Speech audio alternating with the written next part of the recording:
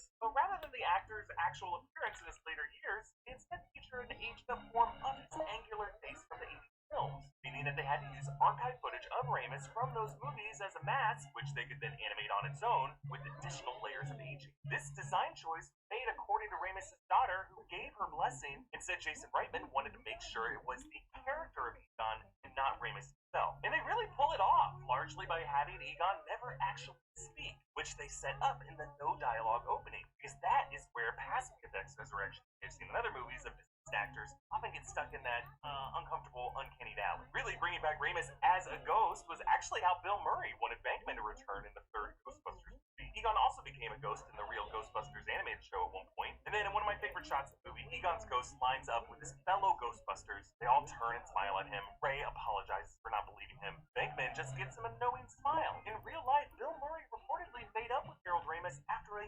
years-long feud between them that started on the set of Groundhog Day, but right before Ramis passed away in 2014.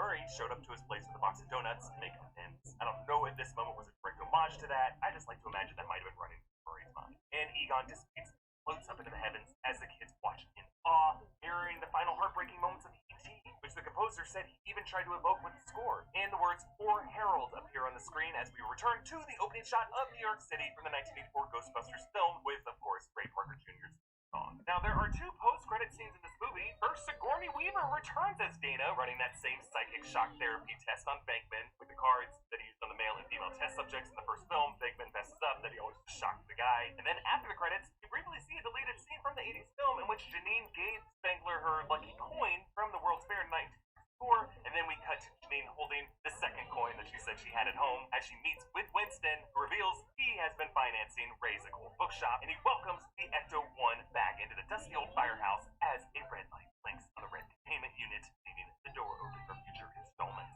With a title like Afterlife, this film truly was the more optimistic take on death that Reitman's Ghostbusters has always embraced. A true life after supposed death, and a tribute to a franchise that has meant so much to so many. Support New Rockstars by checking out our merch options at newrockstarsmerch.com. Follow me at EA Voss, follow New Rockstars. Subscribe to New Rockstars for more analysis and breakdowns of everything you love. Thanks for watching. Bye.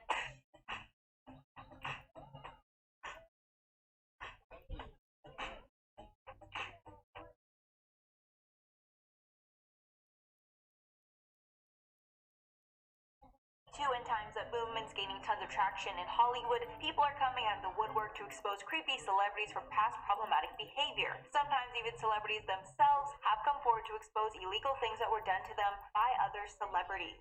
And then number 10, Matt Lauer. Matt Lauer's horrific behavior was not only brought to light in the media, but it was also the inspiration behind the hit Apple show, The Morning Show. This was all brought to light on November 29th of 2017 when news anchors Savannah Guthrie and Hoda Khattab delivered a live message to viewers revealing there had been a serious complaint against Matt Lauer from someone in the company, so he would no longer be appearing as the host of the show until it was sorted out. They complained about alleged inappropriate sexual behavior, and apparently there was reason for NBC to believe it was not an isolated incident. After this was exposed, 2 more women came forward with similar allegations against Lauer. It was later exposed that he was fired from NBC the morning of the infamous announcement. The same day, Variety released an explosive piece on the allegations. As of now, he is blacklisted from the industry and will not be appearing on TV anytime soon. And at number 9, Tony Robbins. Tony Robbins is a beloved self-help guru with a huge following globally. So it came as a shock to the world when BuzzFeed published a year-long investigation into Robbins in 2019 that revealed a number of his former female fans and employees accused him of inappropriate behavior and advances. BuzzFeed spoke to 2 former followers turned employees who signed statements swearing under oath that they felt that he had sexually harassed them, pursuing the women even after they had turned him down. 2 other women also said they were expected to work alone in his hotel room with him, even while he was naked. Another woman claimed she was fired after sleeping with him. These allegations reportedly stem from incidents in the 90s until now. He's also been accused of berating his female followers and not believing them when they speak out against their husbands. Robbins responded to all this by saying the BuzzFeed investigation was, quote, intended to disparage me personally, my family, my life's work, and the work of my fans. And at number 8, Bryan Singer. Director Bryan Singer has faced multiple accusations of being inappropriate with cast members on his sets. The first one dates back to 1997. Specifically, there have been instances of this happening with minors. Singer was first sued by parents of an extra who acted on the set of the movie Apt Pupil. These suits were for filming the boys and doing illegal things to them. He was sued by an anonymous person in 2014 for sexual harm, but that suit was later dropped. There have even been accusations were so bad against him at one point that he was fired from directing the movie Bohemian Rhapsody. The Atlantic also published 4 stories of alleged abuse by Singer against 4 different men. He responded that it was all a hit piece and was not true. In at number 7, Chris Brown.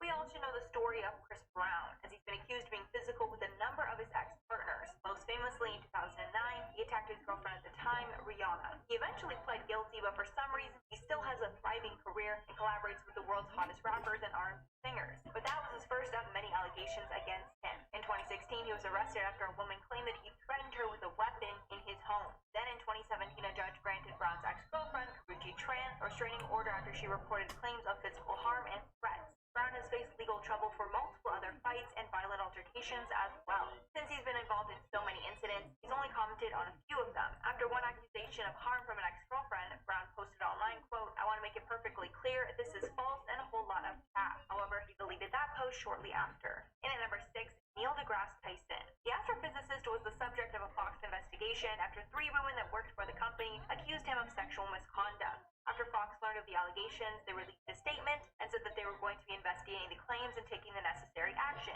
One of these allegations was from the 1980s, while Tyson was in university. The woman claimed that he forced himself on her after intoxicating her. Then one of Tyson's old assistants alleged that he touched her inappropriately while working for him, and she quit after multiple instances of it. However, after an investigation was done, Tyson was able to keep his job. He told Stephen Colbert on his show, quote, "For a variety of reasons, most justified, some unjustified, men accused of sexual propriety in today's climate are presumed to be guilty by the court of public opinion. Emotions bypass due process, people choose sides, and the social media wars begin." The women are claiming that they will still be fighting against him.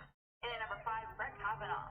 In September of 2018, Palo Alto University professor Christine Blasey Ford came forward with an allegation against Brett Kavanaugh, who was the Supreme Court Justice nominee at the time. In her accusation, Ford stated that while in high school in the early 1980s, Kavanaugh had drunkenly touched her inappropriately at a party and even took off her clothes without consent. After this gained traction, another accusation came forward from a woman who studied with Kavanaugh at Yale University. Apparently, while he was drunk, he exposed himself to her at a party and tried to make her touch him. Ford and Kavanaugh were called to testify in a government hearing on the matter, and this hearing actually sided with Kavanaugh on the incident. He was later confirmed to the Supreme Court. And at number 4, Les Moonves. 6 women have accused Moonves, the chief executive officer of the CBS Corporation, of sexual harassment and assault. The New York published an investigative report that revealed the allegations. After that piece was published, 6 other women came forward accusing Moonves of harassing them between the 1980s and early 2000s. After the allegations went public, CBS shares fell more than 6%. Moonves responded to the allegations by actually owning up to them and admitting that he did some of the things he was accused of. He said, quote, "I recognize that there were times decades ago when I may have made some women uncomfortable by making advances. Those were mistakes, and I regret them immensely. But I always understood and respected and abided by the principle that no means no. And I've never misused my position to harm or hinder anyone's career." He also confirmed that 3 of the encounters were true, although he did not confirm which 3. He was later fired by CBS. And then number 3, Sylvester Stallone. In 2018, an accuser went to the police and shared their allegations against Sylvester Stallone. The LA District Attorney's spokesperson then confirmed that they were reviewing a sexual crime that was put out against him. The accusation was first made in 2017, but was not put in front of prosecutors for about a year later. Apparently, the crime took place in the 1990s. Stallone's attorney told CNN that the actor, quote, "categorically denies the allegations," adding that Stallone and the accuser had a, quote, "consensual relationship in the 80s. After it was investigated, the state decided to not press charges against the actor. And then number 2, Jamie Foxx. Jamie Foxx was accused of inappropriate contact with a woman in 2018. The incident took place in 2002, but was not reported until years later. The woman claimed that he hit her in the face with his genitalia after she refused his advances. According to TMZ, she went to the Las Vegas police to report the incident the week before the news broke. The case was still being investigated, although the statute of limitations for the crime expired 3 years after it happened. Fox's attorney issued a statement to TMZ saying, quote, "Jamie emphatically denies that this incident ever occurred, and he will be filing a report with the Las Vegas Police Department against the woman for filing a false report against him." And finally, number 1, Morgan Freeman. A report by CNN from 2018 revealed that 8 women made accusations against Morgan Freeman for unwanted behavior and harassment. According to the month-long investigation, the women mostly worked in production at its production company, Revelations Entertainment. One woman who was an assistant on the film, Going in Style, said she was harassed for several months. She apparently would lift up her skirt, along with other inappropriate advances. Another woman commented on Freeman, saying, quote, "He did comment on our bodies. show our breasts, not to wear anything that would show our bottoms, meaning not wearing any clothes that were fitted. So that's all for the list. Let me know your thoughts below and anyone else that could be in a part 2. Before I go, I'm going to shout out some comments for most awkward celebrity PDAs of all time, part 3. Ozzy said, this video really explained a lot of memes I saw. Yeah, I feel like so many memes come from the kissing ones, especially the best one was the Noah Cyrus, Lil Xan one. That was so funny, memed for so long. Then the channel itself, Talk Time Beyond the Screen, said, how do you feel about PDA? To be honest, not a very big fan. I do not partake a lot in my personal life. I kind of avoid it at all costs. You know, not that kind of gal. Alright guys, that's all for the video. I've been your host, Mackenzie, and we'll catch you in the next one. Madonna decided that she was going to test the limits of Instagram's nudity policy, and they did not care for it. She ended up reposting the images, but censored this time and slammed Instagram in the caption for removing her original post. In the caption, Madonna writes, I'm reposting photographs Instagram took down without warning or notification. The reason they gave my management that does not handle my account was that a small portion of my nipple was exposed. It is still astounding to me that we live in a culture that allows every inch of a woman's body to be shown except the nipple, as if that is the only part of a woman's anatomy that could be sexualized. The nipple that nourishes the baby. Can a man's nipple be experienced as erotic? And what about a woman's which is never censored anywhere? Giving thanks that I have managed to maintain my sanity through 4 decades of censorship, sexism, ageism, and misogyny. Perfectly timed the lies we have been raised to believe about the Pilgrims peacefully breaking bread with the Native American Indians when they landed on Plymouth Rock. God bless America. Ambo's blue checkmark celebs in the comments section praised Madonna for speaking out against this Instagram censorship, but some other fans of hers were not as pleased. One user writes, let's talk about ageism and photoshopping the age away though. I'm not saying don't do this, I'm just saying keep it real. Photoshop to look 40 years younger, but posting about ageism doesn't really seem legit to me. With another adding, all the things going on in the world and you're mad that Instagram removed your nipple pic? I am so over celebs and your BS. The photos show the singer in a variety of provocative poses while wearing fishnet stockings in a bedroom, and a spokesperson for Meta, Instagram's parent company, told the press that whenever a photo breaks one of their rules, they remove it, regardless of who posted it, later saying in a statement to CNN, we take down content that breaks our rules whenever we find it, no matter who posts it. While we understand not everyone will always agree with where we draw the line, our rules are designed to help keep everyone of all ages safe on our apps, while giving space for as much expression as possible. Which was something else I saw a lot of in the comments. Many people were telling Madonna that if she wanted to post images like that, there are platforms that exist, like OnlyFans, for example. According to Instagram's rules that are publicly available, they say that they restrict this type of content because some people may be sensitive to it, although they do claim that their rules have become more nuanced and go on to say, we understand that nudity can be shared for a variety of reasons, including as a form of protest, to raise awareness about a cause, or for educational or medical reasons. Where such intent is clear, we make allowances for the content. For example, while we restrict some images of female breasts that include the nipple, we allow other images, including those depicting acts of protest, women actively engaged in breastfeeding, and photos of post-mastectomy scarring. For images depicting visible genitalia or the in the context of birth and afterbirth moments or health-related situations, we include a warning label so that people are aware that the content may be sensitive. We also allow photographs of paintings, sculptures, and other art that depicts nude figures. Even with the rules clearly outlined, Madonna, like most people, probably never cared to read them, nor do I even think she cares that they exist. It's Madonna, so I'm sure that she's going to be coming back and trying to push the limits of social media again. It's also worth noting that Instagram's previous reasoning for having such a strict no-nipple policy was that Apple would remove them from the App Store. That being said, Twitter has also allowed pretty much anything and everything on their platform, and yet they remain on the App Store. So who knows the real reason why they took this stance? But for now, that's all the time that we have for you today. Stay classy, and I'll see you on the next one.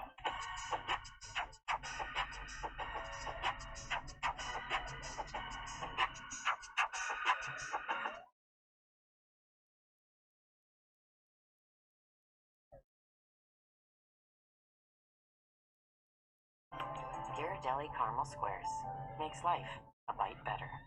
At Capella University, we know the world is pretty smart. Wicked smart. So we made FlexPath smart enough that you can finish the bachelor's degree in business you've started in 18 months for $18,000. That's smart. Capella University. Don't just learn smarter. One of the things we love most about The Good Doctor is how easy the cast makes everything look. But let us tell you, you'll be surprised to hear about all the hard work that goes on behind the scenes. From having to deal with heart-wrenching goodbyes and pandemic scares, to being bombarded with weird storylines and yucky scenes to boot. That's only the tip of the iceberg. It's only season 5. I don't know where it goes from here. Well, many fans hoped it was heading towards a wedding, and who can blame us considering that Leah DeLallo proposed to Dr. Sean Murphy at the end of season 4? Which brings us to rule number 1. Stay as quiet as a mouse. The promos of season 5 legit made it seem like Freddie Highmore's character would be getting married, and the network definitely didn't have a problem with toying with fans' hopes and dreams. 1 week before the season 5 premiere, ABC teased viewers with this post. "We've all dreamed of this day," the caption read. It turns out that Freddie Highmore had to go to extreme lengths to avoid spilling the beans. Which is that it was a dream sequence all along, not the real deal. It's probably the hardest time I've ever had doing press, when the teaser suggests something that's the complete opposite of what actually goes to happen. What? The actor found it really difficult to